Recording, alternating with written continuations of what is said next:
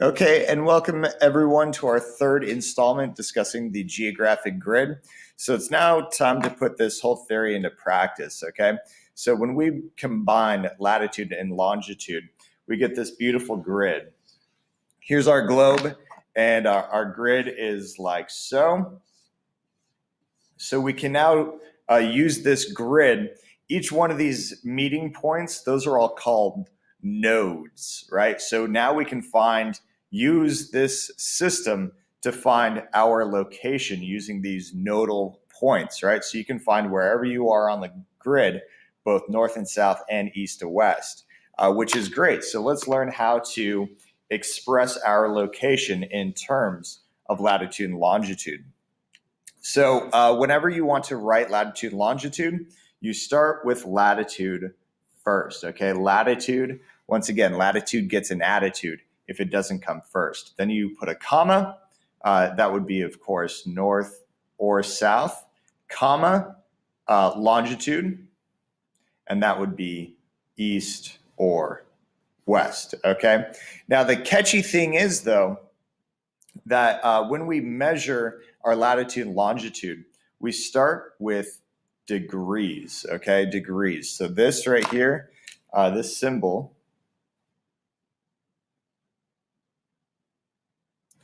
is X degrees. But the catch is, that is, for instance, latitude, that's roughly 69 miles. What if our GPS units, our iPhones, could only get us within 69 miles of our desired location?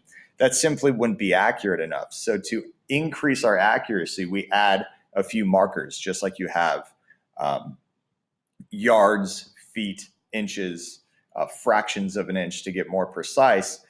We have the same thing in the geographic grid as well. So it's expressed like so.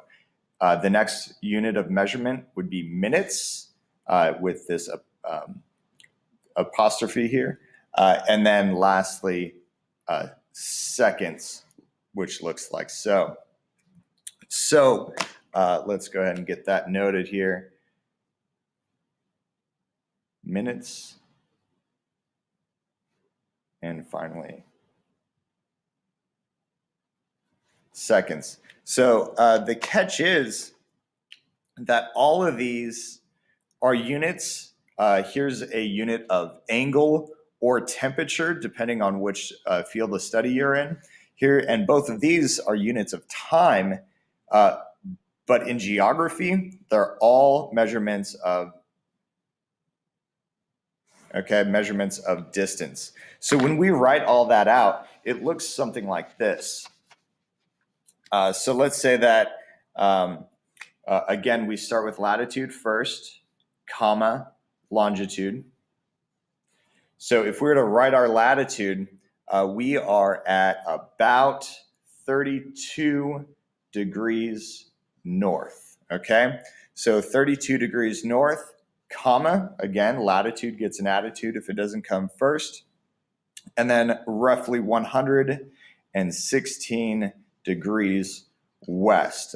We are in the northern hemisphere and the western hemisphere, so that puts us 32 degrees north, 116 degrees west, and that puts us somewhere in Southern California.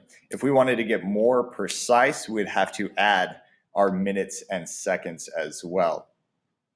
So if you ever get on Google Maps or anything like that, they refer to it oftentimes in points like 32.4 degrees, but that would simply be just a more of a computer-friendly way to say degrees and minutes, okay?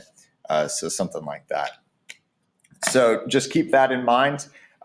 Just make sure when you're writing down latitude and longitude, you always start with your latitude first.